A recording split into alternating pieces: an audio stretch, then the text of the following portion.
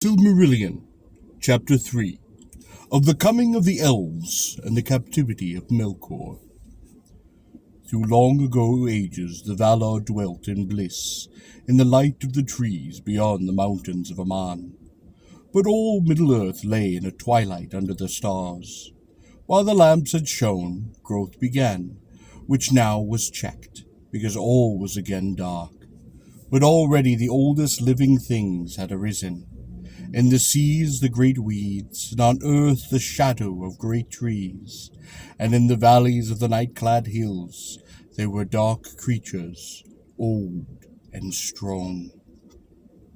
To those lands and forests the Valar seldom came, save only Yavanna and Orome, and Yavanna would walk there in the shadow, grieving because the growth and promise of the spring of Arda was stayed. And she sat asleep upon many things that had arisen in the spring, so that they should not age, but should wait for a time of awakening that yet should be.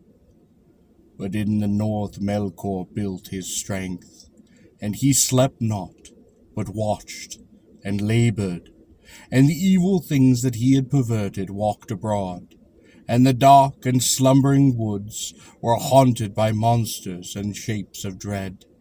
And in Utno he gathered his demons about him, those spirits who first adhered to him in the days of his splendor, and became most like him in his corruption. Their hearts were of fire, but they were cloaked in darkness, and terror went before them. They had whips of flame. Balargs they were named upon Middle-earth in later days. And in the dark time Melkor bred many other monsters of diverse shapes and kinds that long have troubled the world, and his realm spread now ever southward over Middle-earth. Melkor made also a fortress, an armory, not far from the northwestern shores of the sea, to resist any assault that might come from Aman. That stronghold was commanded by Sauron, lieutenant of Melkor, and its name was Angband. It came to pass that the Valar held council, for they became troubled by the tidings that Yavanna and Orome brought from the outer lands. And Yavanna spoke before the Valar, saying, Ye mighty of Arda, the vision of Ilúvatar was brief, and soon taken away, so that maybe we cannot guess within a narrow count of days the hour appointed. Yet be sure of this, the hour approaches, and within this age our hope shall be revealed. The children shall awake. Shall we then leave the lands of their dwellings desolate and full of evil? Shall they walk in darkness while we have light? Shall they call Melkor Lord while Manwë sits upon Tenquetel? And Tulkas cried, Nay, let us make war swiftly. Have we not rested from strife overlong? Is not our strength now renewed? Shall one alone contest with us forever? But at the bidding of Manwë, Mandos spoke, and he said, In this age the children of Ilúvatar shall come indeed, but they come not yet. Moreover, it is doomed that the firstborn shall come in the darkness, and shall look first upon the stars. Great light shall be for their waning. To Varda ever shall they call at need. Then Varda went forth from the council, and she looked out from the height of Tenquetel, and beheld the darkness of Middle-earth beneath the innumerable stars, both faint and far. Then she began a great labor, greatest of all the works of the Valar since their coming into Arda. She took the silver dews from the vats of Telporion, and therewith she made new stars, brighter against the coming of the firstborn. Wherefore she whose name out of the deeps of time and the labours yea was Tenetel, the kindler, and was called after by the Elves Elantari, queen of the stars, Carnel and Luanel, Nena and Lumba, Alaconque and Elamer, she walked in that time, and many others of those ancient stars she gathered together, and set as signs in the heaven of Arda. Velvin, Telmandel, Suranume, Aranem, Melamakar, and his shining belt, that forebodes the last battle that shall be upon at the end of days. And high in the north, as a challenge to Melkor, she set the crown of 7 mighty stars to sing, Valacersa, the sickle of the Valar, and the sign of his doom. It is told that even as Varda ended her labors, and they were long, when first Melmasar stood up the sky, and the blue fire of Helûn flickered in the mists above the borders of the world. In that hour, the children of the earth awoke, the firstborn of Ilúvatar, by the star-lit mere of Servanin, the water of awakening. They rose from the sleep of Ilúvatar, and while they dwelt yet silent by Servanin, their eyes beheld first of all things the many stars of heaven. Therefore they have ever loved starlight, and have revered Varda Elantari above all the Valar. In the changes of the world, the shapes of lands and seas had been broken and remade. Rivers have not kept their course, neither have mountains remained steadfast, and to Servanin there is no returning. But it is said among the Elves that it lay far off in the east of Middle-earth and northward, and it was a bay in the inland sea of Helkar, and that sea stood where aforetime the roots of the mountains of Elûn had been before Melkor did overthrow it. Many waters flowed down thither from heights in the east, and the first sound that was heard by the Elves was the sound of the water flowing, and the sound of water falling over stone. Long they dwelt in the first home by their water under stars, and they walked the earth in wonder, and they began to make speech, and to give names to all the things that they perceived. Themselves they named the Quendi, signifying those that speak with voices, for as yet they had met no other living things that did speak or sing.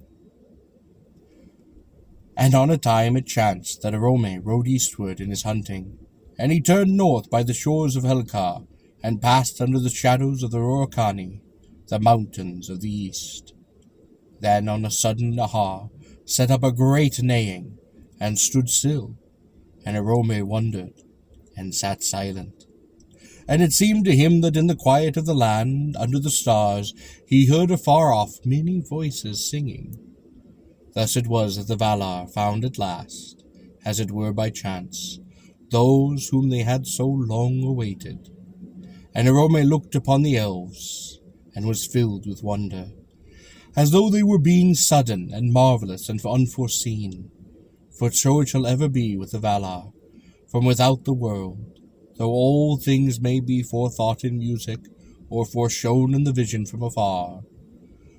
To those who enter verily into yea, each in his time, shall be met at unawares, as something new and unforetold. In the beginning, the elder children of Ilúvatar were stronger, and they were greater than they have since become. But they were not more fair. For though the beauty of the Quendar in the days of their youth was beyond all other beauty that Ilúvatar had caused to be, it has not perished, but it lives in the west. And sorrow and wisdom have enriched it. And Arome loved the Quendi, and named them in their own tongue the Eldar, the people of the stars. But that name has oft borne only by those who follow him upon that westward road. Yet many of the Quendi were filled with dread upon his coming, and this was the doing of Melkor.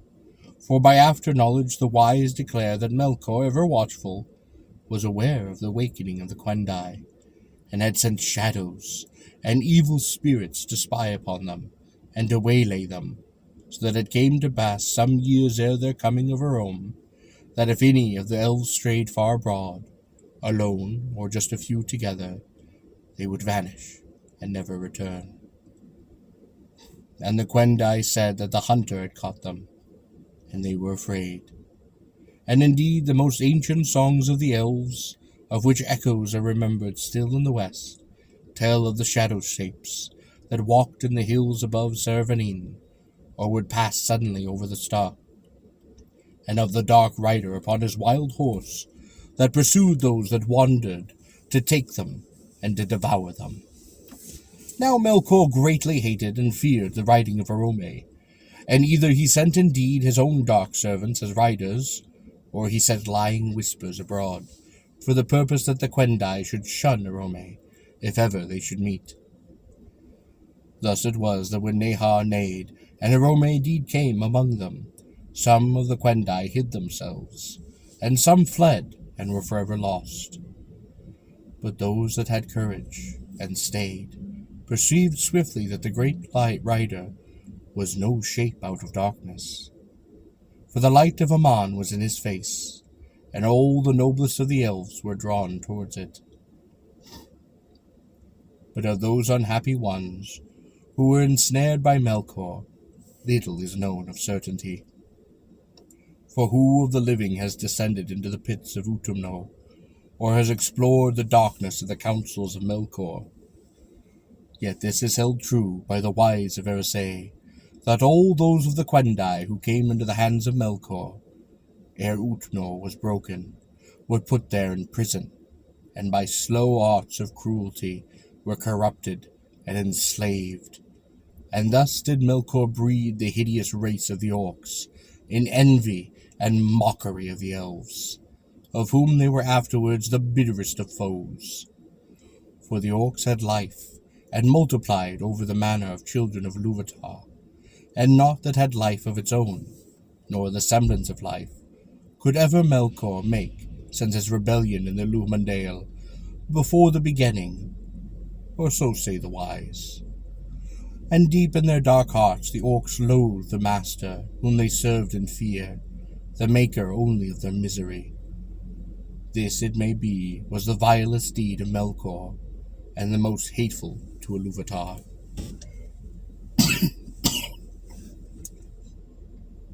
Arome tarried a while among the Quendi, and then swiftly he rode back over land and sea to Valinor, and brought the tidings to Valmar.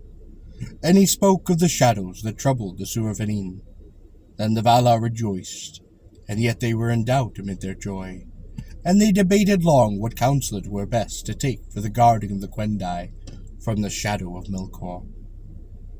But Arome returned at once to Middle-earth, and abode with the elves. Manwë sat long in thought upon Tenquetel, and he sought the counsel of Ilúvatar, and coming then down to Valmar, he summoned the Valar to the Ring of Doom, and thither came even Ulmo from the outer sea.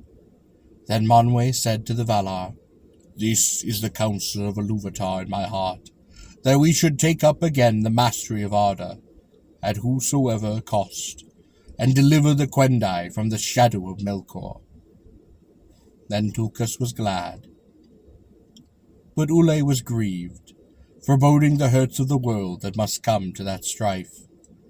But the Valar made ready, and they came forth from Aman in strength of war, resolving to assault the fortress of Melkor, and make an end.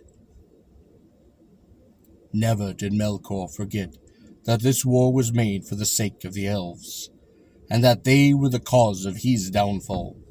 Yet they had no part upon those deeds, and they know little of the riding of the might of the west against the north in the beginning of their days. Melkor met the onset of the Valar in the northwest of Middle-earth, and all that region was much broken. But the first victory of the hosts of the west was swift, and the servants of Melkor fled before them to Utno. Then the Valar passed over Middle-earth, and they set a guard upon Kervanin, and thereafter the Quendai knew nothing of the great battle of the powers, save that the earth shook, and it groaned beneath them, and the waters were moved, and in the north there were lights as of the mighty fires. Long and grievous was the siege of Utno, and many battles were fought before its gates, of which naught but the rumor is known to the elves. In that time the shape of Middle-earth was changed. The great sea that sundered it from Aman grew wide and deep, and it broke in upon the coasts and made a deep gulf to the southward. Many lesser bays were made between the Great Gulf and Helcaraz far upon in the north, where Middle-earth and Aman came nigh together. Of those the Bay of Balar was the chief, and into it the mighty river Siren flowed down from those new raised highlands northwards. Dorthonion and the mountains about Hithram, the lands of the far north, were all made desolate in those days. For there Upno was delved exceedingly deep, and its pits were filled with fires, and with great hosts of the servants of Melkor. But at the last the gates of Upno were broken, the halls were unroofed, and Melkor took refuge in the outermost pit. And Tulkas stood forth as champion of the Valar, and did wrestle with him, and cast him upon his face. And he was bound with the chain Aganar that Ule had wrought, and he was led captive, and the world at peace for long. Nonetheless, the Valar did not discover all the mighty vaults, and all the caverns hidden with deceit, far under the fortress of Angband and Utno. Many, many evil things still lingered there, and others were dispersed, and fled into the dark, and roamed in the waste places of the world, awaiting a more evil hour, and Sauron they did not find. But when the battle was ended, and from the ruin of the north the great clouds arose and hid the stars, the Valar drew Melkor back to Valinor, bound hand and foot, and blindfold, and he was brought to the Ring of Doom. There he lay upon his face before the feet of Manwë, and sued for pardon. But his prayer was denied. He was cast into prison in the fastness of Mandos, whence none can escape, neither Valar, nor elf, nor mortal man. It was vast and strong, those halls, and they were built in the west of the land of Aman. There was Melkor doomed to abide for 3 ages long, before his cause should be tried anew, or he should plead again for pardon. Then again the Valar were gathered in council, and they were divided in debate. For some, and of those Utno was the chief, held that the Quendi should be left free to walk as they would in Middle-earth, and with their gifts of skill to order all the lands, and to heal the hurts. But the most part feared for the Quendi in the dangerous world, amid the deceits of that starlight dusk, and they were filled moreover with the love of the beauty of the Elves, and the desire of their fellowship. At the last, therefore, the Valar summoned the Quendi to Valinor, there to be gathered upon at the knees of the power and the light of the trees forever. And Mandos broke his silence, saying, "So it is doomed." From this summons came many woes that afterwards befell. But the Elves were at first unwilling to hearken to the summons, for they had yet seen the Valar only in their wrath as they went to war, save Orome alone, and they were filled with dread. Therefore Orome was sent again to them, and he chose from among them ambassadors, who should go to Valinor and speak for their people. And these were Ingwe, Finwë, and Elwë, who afterwards were kings, and coming they were filled with awe by the glory and the majesty of the Valar, and desired greatly the light and the splendor of those trees. Then Orome brought them back to Cirvanan, and they spoke before their people, and they counseled them to heed the summons of the Valar, and remove themselves into the west. Then befell the first sundering of the Elves, for the kindred of Ingwe, and the most part of the kindreds of Finwë and Ilwë, were swayed by the words of their lords, and were willing, and they departed, and followed Orome, and those were known ever after as the Eldar, by the name that Orome gave it to the Elves in the beginning, upon their own tongue. But many refused the summons, preferring the starlight and the wide spaces of Middle-earth, to the rumour of trees. And these were the Avari, the unwilling, and they were sundered in the time from the Eldar, and met never again, until many, many ages were past. The Eldar prepared now a great march from their first homes in the east, and they were arrayed in 3 hosts. The smallest host, and the first to set forth, was led by Ingwe, the most high lord of all the Elvish race. He entered into Valinor, and sits at the feet of the powers, and all elves do revere his name. But he came never back, nor did he ever look again upon Middle-earth. The Vanyar were his people. They are the fair elves, the beloved of Manwë and Varda, and few among men have ever spoken or seen them. Next came the Noldor, their name of wisdom, the people of Finwë. They are the deep elves, the friends of Aule, and they are renowned in song, for they fought and laboured long and grievously in the northern lands of old. The greatest host came last, and they were named the Teleri, for they tarried upon the road, and were not wholly of mind to pass from dusk to light of Valinor. In water they held their greatest delight, and those that came at last to the western shores were enamoured of the sea. The sea elves therefore they became in the land of Aman, the Falamari, for they made music beside the breaking waves. 2 lords they had, for their numbers were vast, Eloe Singole, which signifies the grey mantle, and Oloe, his brother. These were the 3 kindreds of the Eldalae, for passing at length into the outermost west, in the days of the trees are called the Calaquendi, or Elves of the Light.